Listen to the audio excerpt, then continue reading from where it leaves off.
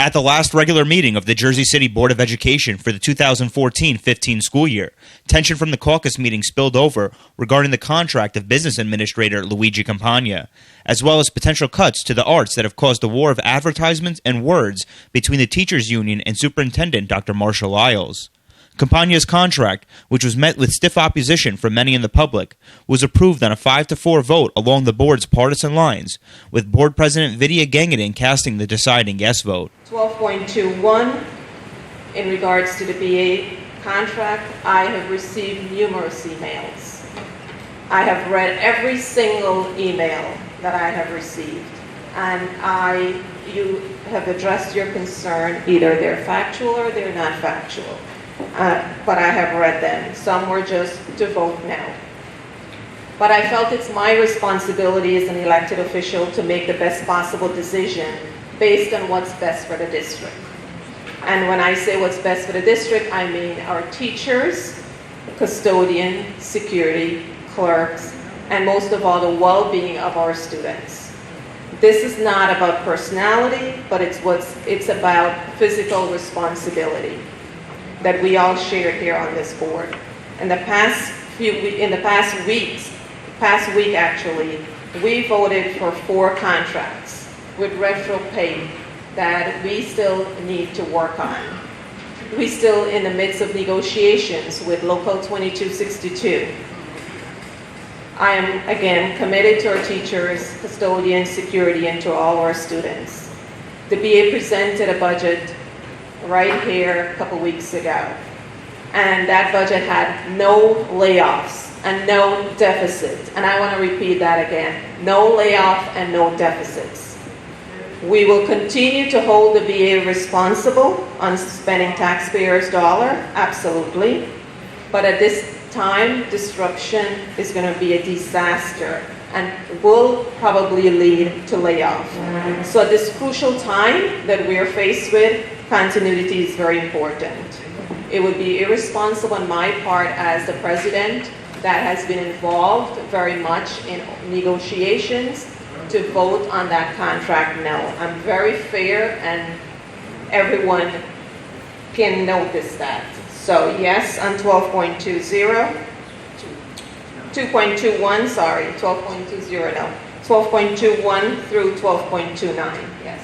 With friction still remaining from the caucus meeting, in which Dr. Lyles accused Jersey City Education Association President Ronnie Greco of Joe McCarthy tactics over an advertisement run in the Jersey Journal, Greco and Lyles continued their disagreement over the facts regarding arts programs in Jersey City public schools.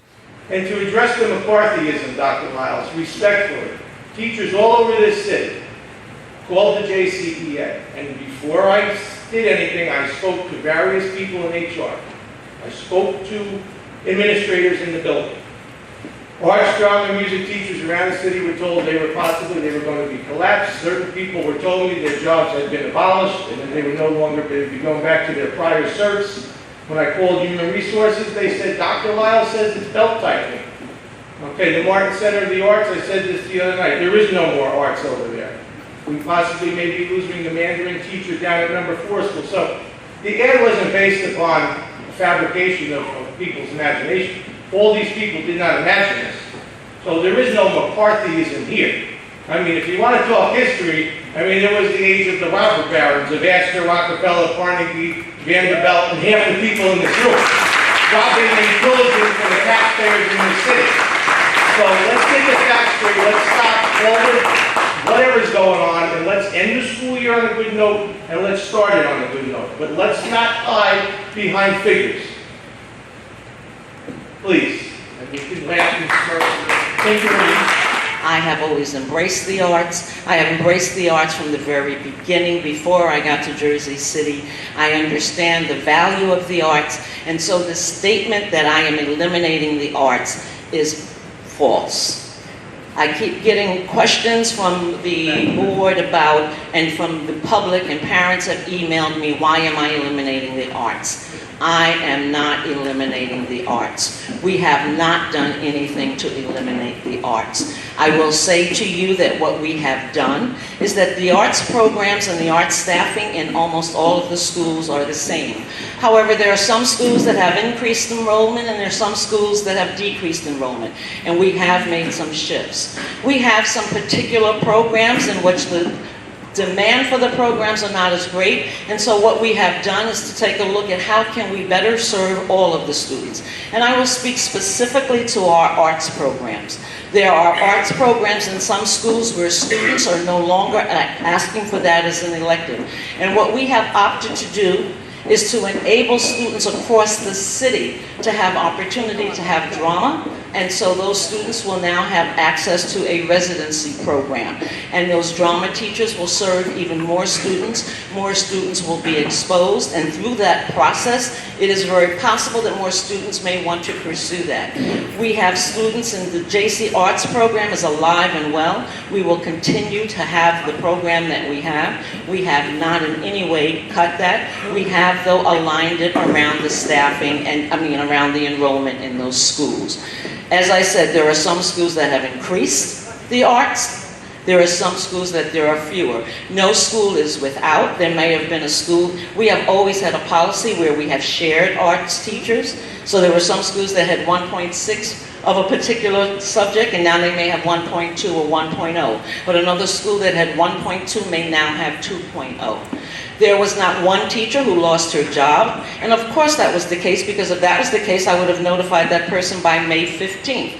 Nobody came here May 15th to say they had lost their job, which meant that we kept our commitment that we would not reduce our force on any level. That was a commitment that we made very firmly. It is a commitment that we said we would do no matter what the additional increases. We are not, have never had any intention, and have held on to the arts. So that if there has been some misinformation provided to any of the union people, to Mr. Greco, if there have been half-truths, if there have been some misdirection, then I apologize that some people have misled you, because that was never the case. You cannot show anything where I have ever said the arts should be cut. And if there is something that you can produce, please produce it now. I'm Michael Shuren with Real Jersey City, the talk of the town.